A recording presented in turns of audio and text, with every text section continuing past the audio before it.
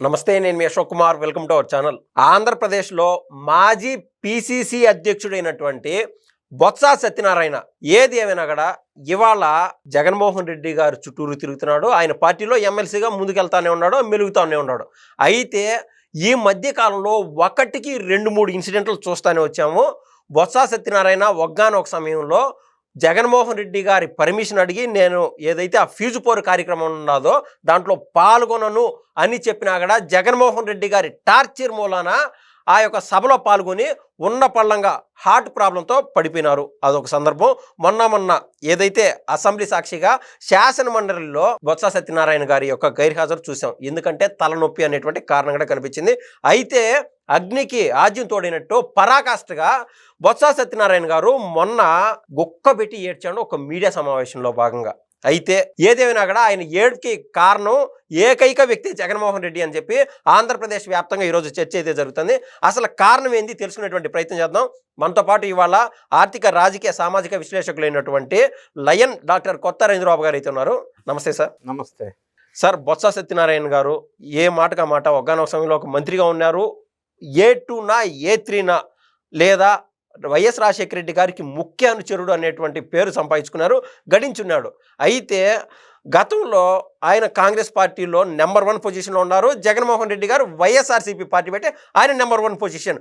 D అంటే D అనేటువంటి సందర్భం ఉండింది. అయితే ఏ మాటకా మాట ఓడలు బండ్లు అవుతాయి, బండ్లు ఓడలు అవుతాయి అని చెప్పి తీరా జగన్మోహన్ రెడ్డి గారి చెంతకే బొత్స సత్యనారాయణ గారు చేరినారు. అయితే మొన్న ఆయన ఏడ్చినటువంటి విధానం మనం చూసాం సార్. అసలు ఎందుకు ఆయన అంత ప్రెజర్ ఎందుకు పడుతున్నాడు, ఏడుపు ఎందుకు వస్తుంది ఆయనకి? బోర్ను ఏడ్చిన బొత్స సత్యనారాయణ, దీని మీద ఇప్పుడు చర్చ జరుగుతుంది. మనం పార్టీలకు అతీతంగా ఆ విజువల్స్ సునిశ్చితంగా గమనించినట్టయితే అసలు అట్లా ఏడవటం కోసమే ప్రెస్ మీట్ పెట్టాడు. అందులో న్యాచురాలిటీ తక్కువ ఉంది అనేది అర్థమవుతుంది. ఓకే. అయితే ఎందుకు ఏడ్చాడు? అకార్డింగ్ టు హిమ్ అచ్చెన్నాయుడు గారు చేసిన కామెంట్స్ వల్ల ఈయనకి ఏడుపు వచ్చింది. అచ్చెన్నాయుడు గారు ఏమన్నారు? ఇప్పుడు మనం కొద్దిగా వెనక్కి వెళ్లాల్సి ఉంటుంది. బొత్స సత్యనారాయణ గారు అప్పటి ఉమ్మడి ఆంధ్రప్రదేశ్లో వైఎస్ రాజశేఖర రెడ్డి గారు ముఖ్యమంత్రి అయితే ఈయన మంత్రివర్యులు. సరే, దురదృష్టవశాత్తు హఠాత్ మరణంతో వైఎస్ రాజశేఖర రెడ్డి గారు చనిపోవటంతో ముఖ్యమంత్రి పదవిని ఆశించాడు. తప్పేం లేదు. సీనియర్ రాజకీయ నాయకుడు, మంచి వాల్యూ ఉన్న వ్యక్తి, ఇమేజ్ ఉన్న వ్యక్తి, ఉత్తరాంధ్రలో మంచి పేరున్నటువంటి వ్యక్తి. అప్పట్లో ఒక్క సీటు కూడా మిస్ కాకుండా విజయనగరంలో క్లీన్ స్వీప్ చేశాడు ఆయన నేతృత్వంలో. మంచి లీడ్ చేస్తున్నటువంటి వ్యక్తి. సరే, ఆశించినప్పుడు కాంగ్రెస్ అధిష్టానం ఆయనకి ముఖ్యమంత్రి పదవి యాక్సెప్ట్ చేయలేదు, పిసిసి అధ్యక్షుడు ఇచ్చారు.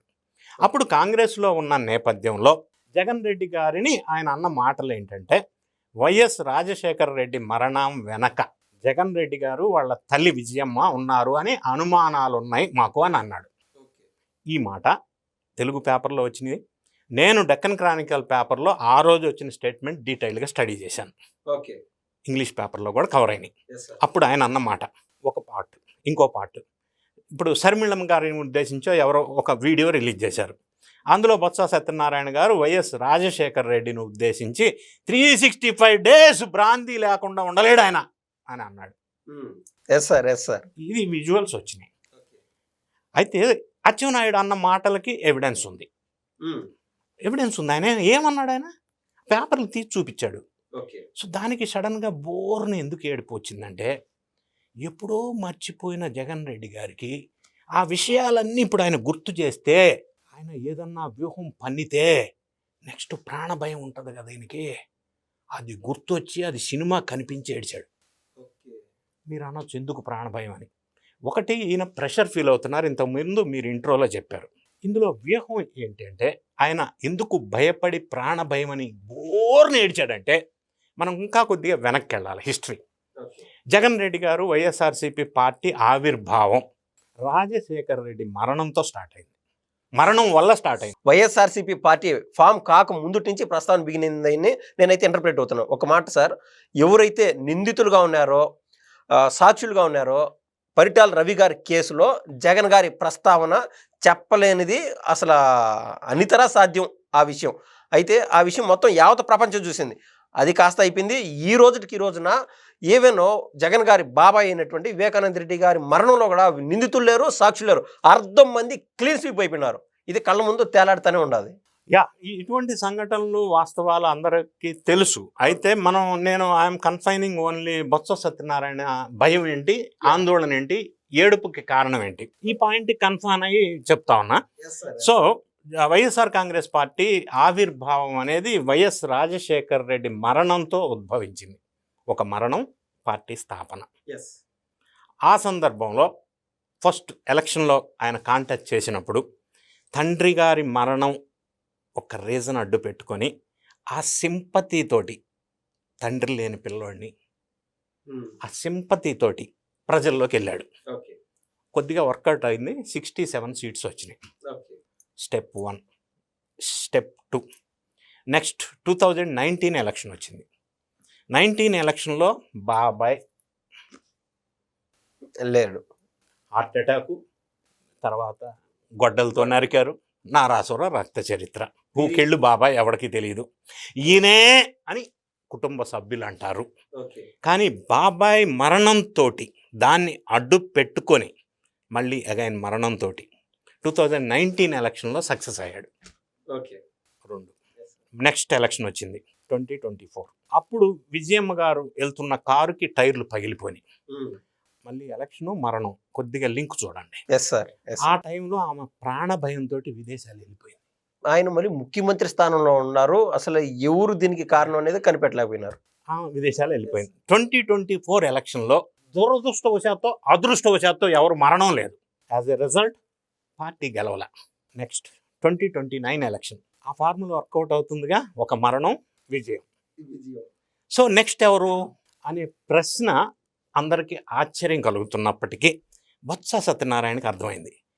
అచ్చెన్నాయుడు ఎప్పుడో ఈయన మాట్లాడిన మాటలు రేపు గుర్తు చేస్తుంటే జగన్ రెడ్డి గారికి, ఆయనకి అది గుర్తొచ్చి నెక్స్ట్ టార్గెట్ 2029 ఎలక్షన్కి ఈయన ఫిక్స్ చేసుకున్నాడు అనుకో.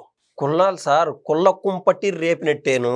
ఫిక్స్ చేసుకుంటే 1 కాపుల్లో ఓట్లు మైలేజీ, 2 బొత్స సత్యనారాయణకి ఏదన్నా అయితే దాన్ని ఎన్డీఏ ప్రభుత్వం మీద అచ్చెన్నాయుడు ఇట్లా అన్నాడు, హార్ట్ అటాక్ వచ్చింది లేదా బ్రెయిన్ డ్యామేజ్, ఈ 2 ఆల్రెడీ ఎస్టాబ్లిష్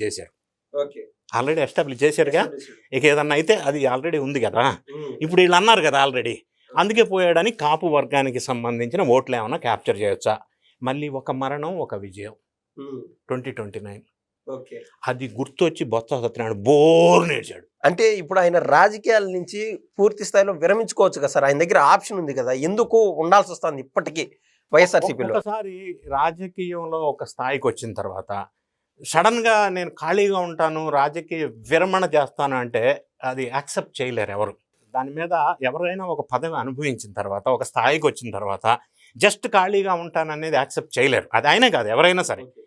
ఏదో ఒక పదవి అనేది అది ఒక ఉంటది. ఒక సింహానికి వృద్ధ వయసు వచ్చింది కదా అని చెప్పి ఏదో ఆకులాల దీన్ని బతకలేదు. అది అట్లానే ఉండాలి.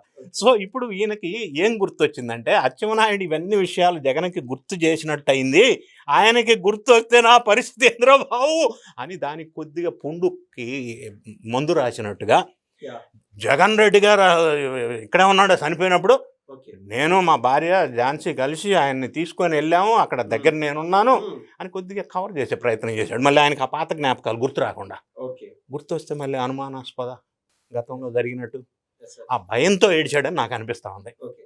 సార్ మీకు అండ్ ప్రేక్షకులకి స్ట్రైట్గా ఒక question sir. At a time వైఎస్ఆర్సీపీలో అంతో ఎంతో ప్రజానాయకుడు జగన్మోహన్ రెడ్డి, ప్రజానాయకుడు, ప్రజల్లో కొద్దిపాటి అంతో ఎంతో క్రేజ్ ఉన్నటువంటి వ్యక్తి. అయితే నెంబర్ 2 పొజిషన్ ప్రజల ప్రేమ చొరుగున్నటువంటి వ్యక్తి ఎవరన్నా ఉండారా అంటే మీరు అన్నటువంటి మీ సమాధానం ఏంటి సార్? అసలు అంటే కొద్దిమంది ఉన్నారు, అసలు లేరని అనలేం. కానీ సీనియరు, కొద్దిగా మెచ్యూరిటీ ఉన్న వ్యక్తి, అన్ని వర్గాలని ఆకర్షించుకోగలిగినటువంటి వ్యక్తి, ఒక లాయల్టీ ఉన్నటువంటి వ్యక్తి, ఎక్కువ మందిని ప్రభావితం చేయగలిగినటువంటి వ్యక్తి, కొంత వివాద రహితుడైన వ్యక్తి, ఎక్సెప్ట్ వోక్స్ వాగన్ ఇష్యూ. మిగతా పెద్దగా ఏం పెద్ద విమర్శలు లేనట్టు, ఉన్న పళ్ళంగా గోడ మీద పిల్లి మాదిరి అడ్డు దూకేది ఇటు దూకేది కూడా, అందుకే లాయల్టీ అన్నా. సో వ్యక్తి ఉన్నాడా అని అడిగితే బొత్స సత్యనారాయణ.